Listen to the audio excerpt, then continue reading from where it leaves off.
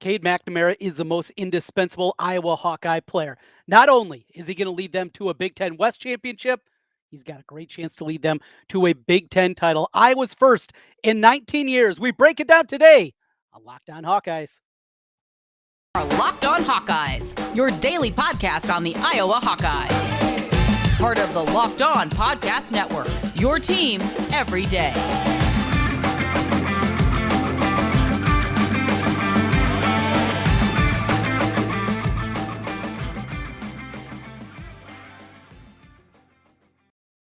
Hey, welcome in. I'm Trent Condon, and this is the Locked On Hawkeyes podcast. Thanks for making Locked On Hawkeyes your first listen every day. We're available wherever you get podcasts. You can find us on Apple. You can find us on Spotify, Stitcher, Google Podcasts, wherever you get your podcasts. Hit a 5-star review while you're there, or you can watch us on YouTube.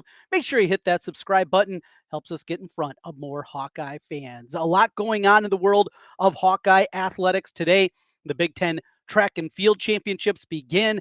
We have the softball team. Their season came to a close yesterday evening. Tough loss against Northwestern. We'll talk about that.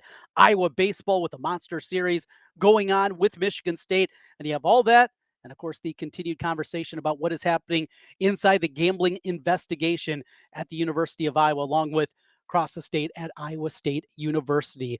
Plenty to talk about, and we're going to talk some football today. We're going to take a look at the Big Ten odds. Yesterday, we talked about the win total, the over-under win total that is out there from FanDuel. Today, we're going to talk about the Big Ten as a whole.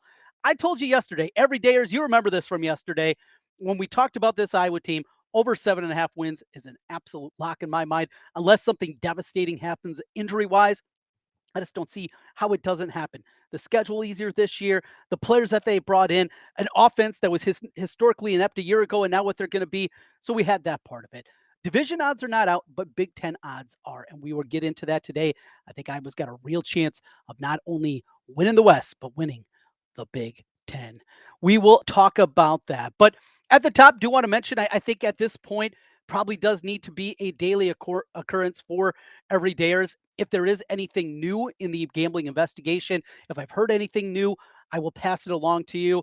I'll be honest, it has gone absolutely bone dry. As we sit here on a Friday, early in the week, had a lot of conversations, had a lot of contacts, more than I normally do. As we talked about as well, I am not a journalist. That's not kind of how I do things. I am an opinionator, and that's what I do. I give opinions on things. I'm not chasing stories. I'm not chasing leads. That is not what I do. But I happen to have a few contacts that had some information on this front. And maybe it's because of having to do with gambling, probably had something to do with it as well, and my background. But overall, those conversations, really nothing new to report. Reached out a couple of different times, nothing new out there. Talking to some people on the beat at both Iowa and Iowa State, they're getting the same kind of things. There just isn't a whole lot new out there. It's incredibly frustrating as we sit here and get ready for Iowa Michigan State baseball to get started. And knowing that those guys, the four that were not in the dugout last week, we anticipate they will not be back out there against Sparty for this weekend and maybe for the rest of the season, but we don't have any kind of official word. One thing I did find interesting, though, on this front is this component, and that is that the coaches are kind of in the dark too. You normally would anticipate with something like this, and how many times have we had the throwaway line? Well, Kirk Ferentz, Fran McCaffrey, Coach X, Coach Brands, on and on and on. They know everything that's happening in their program, and that goes across college sports. Not the case here. And being because it is an investigation by the DCI, I think that's a part of it. Being completely in the dark about what it's coming from the NCAA.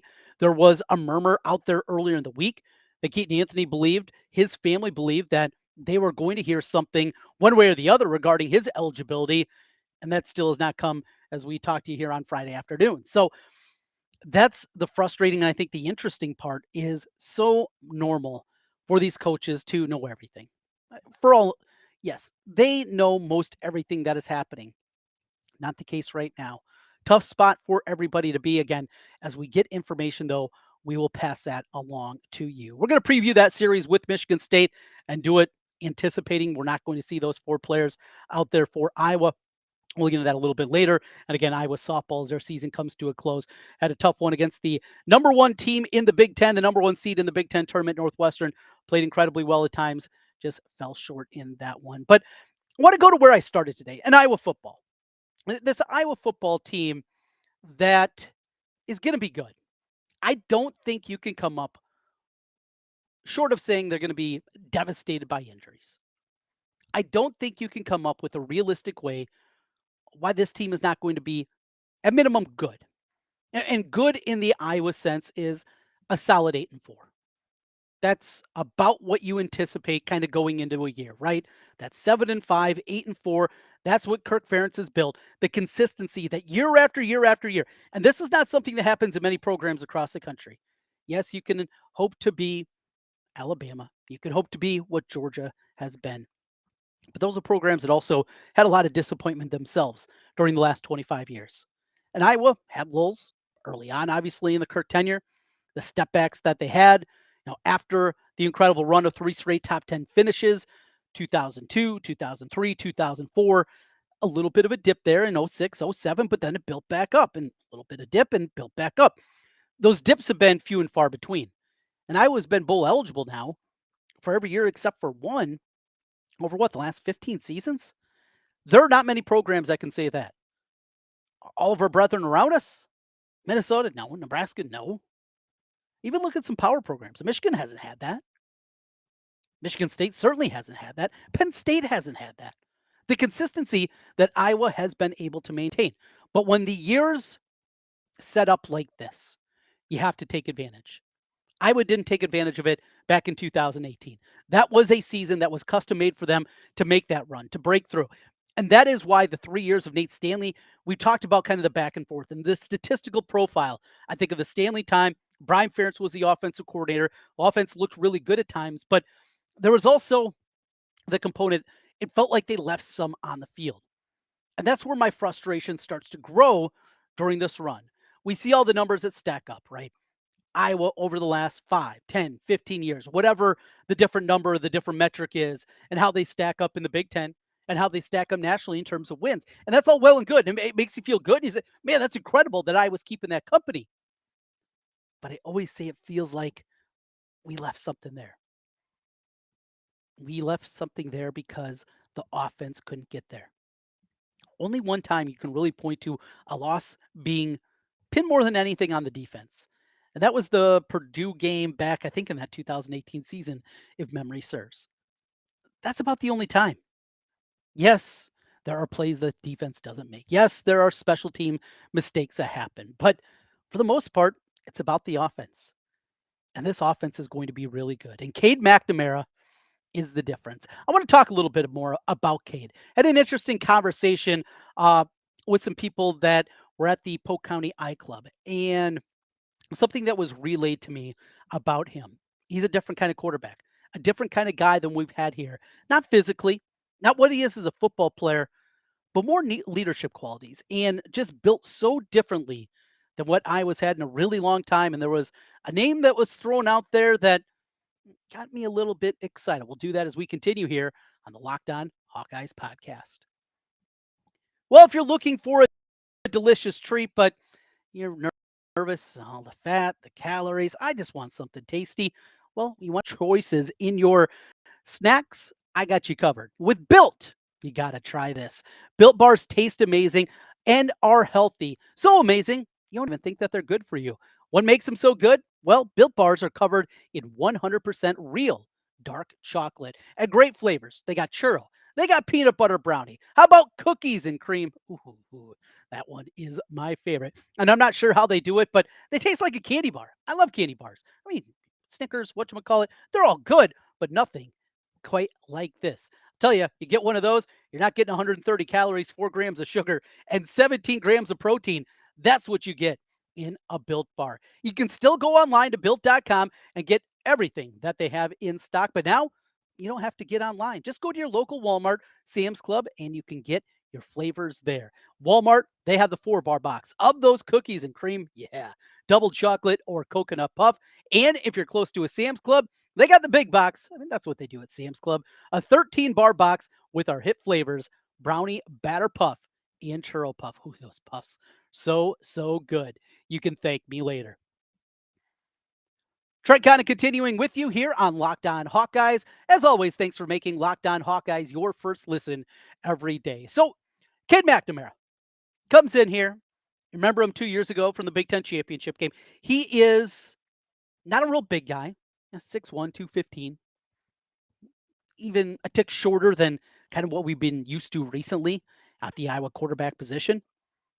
Not big, not athletic, and after the knee injury, what little mobility that he had, I shouldn't say little mobility, because he's shifty. He can move. He's not going to be a guy. He's not going to scamper 80 yards for a touchdown, right? That's not what you're going to see from Cade McNamara. But he does have pocket awareness, and if the pressure's there, he steps up in the pocket, sees nothing open. He can step out there and he can pick up 5 yards for you. He can move the pocket to the outside and actually run forward and pick up a first down. Something that we certainly haven't seen over the last 3 years very often. You have that component. But as I mentioned, talking to some people that were talking to some higher ups the other night, and how it was really me is these leadership qualities that Cade McNamara has. It's not. I want to find the correct way to frame this because I don't want to just continually dog Spencer Petras because we know about the limitations he had as a quarterback. He just wasn't good. But people in the program loved him. People rallied for him. I talk to people, and I'm not a beat writer. I'm not on the Iowa beat. Yes, I talk about Iowa every day, but I don't go to press conferences. I don't cover it that way. And because of that, there are things that I think I can do a little bit better. I can be a little bit more raw because I talked to a couple of beat writers about Petras. And one thing that they mentioned is they were just all rooting for him so much because he was such a good guy. And for what I do and giving opinions in the fashion that I do, there's a part of me that doesn't want to have it kind of tainted by that because they are people, right? There are people. And us as fans, I know I fall into this from time to time where you don't think of it that way. And there are so many people that they're hoping for him because he was a good kid. He was a good young man and they wanted to see him finally break through. And last summer when people were saying, "Oh boy, he had a really good offseason. You're going to," and I didn't buy it because my eyes weren't tainted about the wanting to see a guy succeed. Wrapping all that together, Petras was a good leader, but I think there was a part of the program too that also because he was a good dude, they just wanted him to be a good leader. Was he a guy that ever rallied the troops? Was he ever a guy that hey, hop on my back? I'm a Twins fan. Kirby Puckett, 1991, going into Game 6. Hop on my back. I'm carrying you guys. He said that before the game, and he did. He saves a game up against the plexiglass, robs a home run. Then he comes out there and hits a walk-off home run to force Game 7. He could do that. Spencer Petras couldn't. Cade McNamara can. And it's not just a leadership quality, saying the right things, getting everybody huddled up. But what Cade McNamara also brings is some swagger, some confidence, something that Iowa's been missing over the last 6 years of quarterback play. Nate Stanley was talented, but he never had that. He was never certainly a guy that you talk about leadership qualities being at the top of game. He was a quiet kid, talented kid, but quiet. Spencer Petras had the leadership quality, didn't have the physical traits necessary or the ability to take them from the practice field and put them into gameplay. We're talking about 6 years of quarterback. And I think it's just going to take one of those things. I think you're going to see this Iowa team play with a lot of confidence. And going back to when he made his commitment to Iowa, when he made his commitment and people said, "Why Iowa?" And he said, "Please, just saying we're going to have the crappiest offense." And he didn't say crappy offense in college football. That swagger, that's something different. And I believe it can lead Iowa to heights that we haven't seen here in a really long time. Not just winning the Big Ten West. I think they have a chance to win this whole Big Ten. Here's the numbers right now.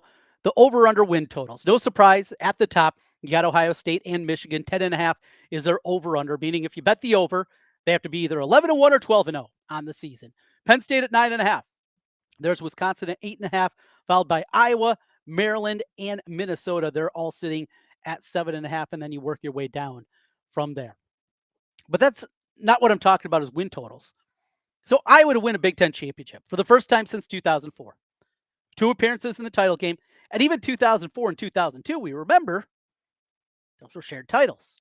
2002, we didn't get the opportunity to play Ohio State.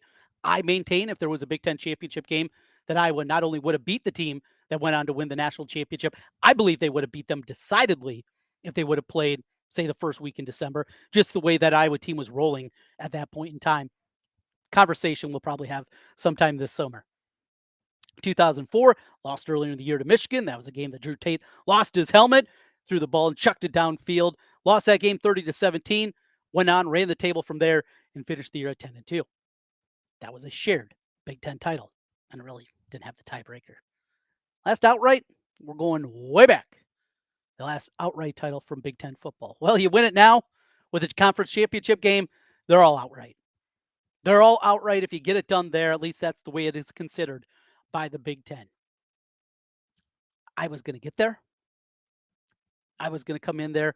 And if it's against Michigan, Cade McNamara, that swagger, you know he's going to be ready. And he's going to rally the troops. And Iowa, after the embarrassment against the Wolverines 2 years ago, they're going to be there. Iowa with the embarrassment a year ago, what happened at Ohio State? That was not vintage Iowa football. I mean, that was about as bad as you're going to find. And the ineptitude of that day led to a lot of consternation towards the program. There's a real shot. And the reason that I think there's a shot, I like the price. I like the price when we're talking about betting here. We're talking about the regular season win totals and getting into all those, and we've certainly hit them a lot. Ohio State's the betting favorite, plus 165 to win the Big Ten championship game. Michigan, the second choice, plus 210. Penn State's 5-1. There's Bucky at plus 650. 13-2. I don't get it. And I went 14-1. You play this thing 14 times,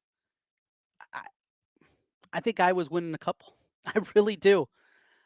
I can't remember a year that I've been quite this high on Iowa football in a really long time, and it feels good. And if they fall on their face, well, I think you guys all know I'm going to be just a little bit upset. We'll take our final timeout, coming back on the other side. Iowa baseball, big series. We preview it coming up here. And a change in the pitching rotation for the Hawkeyes. Brody Breck, no longer the Friday night starter. Talk about that and the conclusion of Iowa softball. Back in a moment with more Locked On Hawkeyes.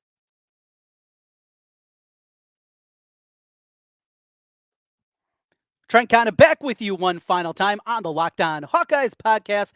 Thanks for making Locked On Hawkeyes your first listen every day. As we put a cap on things here, Iowa baseball. It's Michigan State, decent Michigan State team. Not elite level by any means, but they're pretty good. But the biggest thing about this is what the situation that Iowa puts themselves in going into the final stretch. And Iowa's been here a lot in recent years. We've talked about with you everydayers that are with us, 2017, the last time that I was made an NCAA tournament. But so many times in the interim, they've been on the bubble. And a lot of times here late in the year, there's that stubbing of the toe that leaves them out. Here, there just isn't much wiggle room. Have to win this series against Michigan State. Michigan State's in the 80s in the RPI. Got to get a series victory at minimum. You're playing at home on top of it. Can't afford to lose this series. Take 2 and 3, 2 of 3. You're in good shape. And you got to win your midweek game against UIC, a team that beat them earlier this season. And then Northwestern, the last season of the series of the regular season. Northwestern is so bad, you have to sweep them. So what it sets up in baseball, and it doesn't matter the level of baseball, but asking teams to do this, even at the collegiate level, to go out there and you got to win 6 of your final 7 games to feel good at minimum going into Omaha. Look, they can still win the whole thing in Omaha and get to the NCAA tournament with the automatic bid. That's still going to be out there as long as they qualify and the wheels don't fall apart here the last 2 weeks. And then what's hanging over this baseball team? Rick Heller, he is one heck of a coach. Known Rick for a long time. Took a theory class for him back in college, coaching theory class. Talked to him many times throughout the years. He knows what he's doing, but never had to deal with something like this. Players suspended, lingering doubt. Will they come back? We don't know. There's a lot happening on that front. So, big series. Get it done. Now, I mentioned Brody Brecht. He was out there against number one LSU as Iowa pulled off the big victory in that one. He has been the Friday night starter, which is your number one in the way that it's broke down and the way it's set up in collegiate baseball. He's been the number one and he no longer is. And the issue, and the same thing he ran into a bunch in high school when I called a bunch of his games, is control. And the control goes haywire. And for whatever reason, that $1 million arm, $10 million arm, maybe someday $100 million arm, it gets off and he struggles to get it back. And his command over the last really month has been brutal. It's always shaky. Control has never been one of the strengths of Brody Brecht. Guy checking up there at 101 could go wild, but it has gone to another level. So, two reasons for this. First, taking a little of the pressure off that Friday night starter. It's a big spot. Move him into the Sunday role. But secondly, a couple extra days off in there too. That could be something that I think Iowa baseball thinks can be beneficial for him and helping him along the way. So you got that part of it. Secondly, that moves both guys up. So you got Marcus Morgan. He'll make the start here on Friday night. Ty Lagenberg goes from Sunday up to the Saturday starter. Another part, if Morgan or Langenberg has a really good start, gets a pretty good offensive team from Michigan State. But if they go out there and can throw a big 7-8 inning game, you get to Sunday, and if the bullpen is in pretty good shape, knowing right away with Brody Brecht, if he doesn't have it, we don't have to have the concern that you normally would with that Friday night starter of pulling him too early. Now, that means, again, at least one of those two guys has to have a really good game, or both of them go out there, throw 6-7 innings. You're in good shape for Sunday. But I think at least something else to think about. Finally, Iowa softball sees their season come to a conclusion. It was a step in the right direction. After going 3-20 a year ago in Big Ten play, they get back to the Big Ten tournament. They win a game with the win against Maryland for the first time since 2017. Coach Gillespie, it was a tall task, but she did this, a team comprised of a ton of freshmen and sophomores. That is where the young talent is. Jalen Adams from Fort Dodge, the pitcher, she was outstanding this year. She is a building block for the future that you can be excited about. They're bringing in a couple of top 50 players nationally coming in next season. The future is really bright for Iowa softball. And I remember those days way back when, yes, I was in school a million years ago, 25 years ago, and making my way over to Pearl Field and seeing some of those really good softball teams. We are maybe trending our way back, which would be a great thing to see. We have great softball played in this state. It's too bad that it cratered the way that it did, but it looks like Coach Gillespie has this thing headed in the right direction. Hey, have a great weekend. Thanks for making Locked On Hawkeyes your first listen every day. If you're an everydayer, letting me know on the comments section on YouTube or on Twitter at Trent Condon. Always happy to be talking Hawkeyes with you. Big series, we'll recap it coming up on Monday. The latest on the gambling investigation. Does anything else happen over the weekend? We will get into that, plus more Iowa football talk. Iowa basketball, they got anything more in the portal? A lot to still talk about, and we'll do it here on Locked On Hawkeyes. We'll talk to you again on Monday. Go Hawks.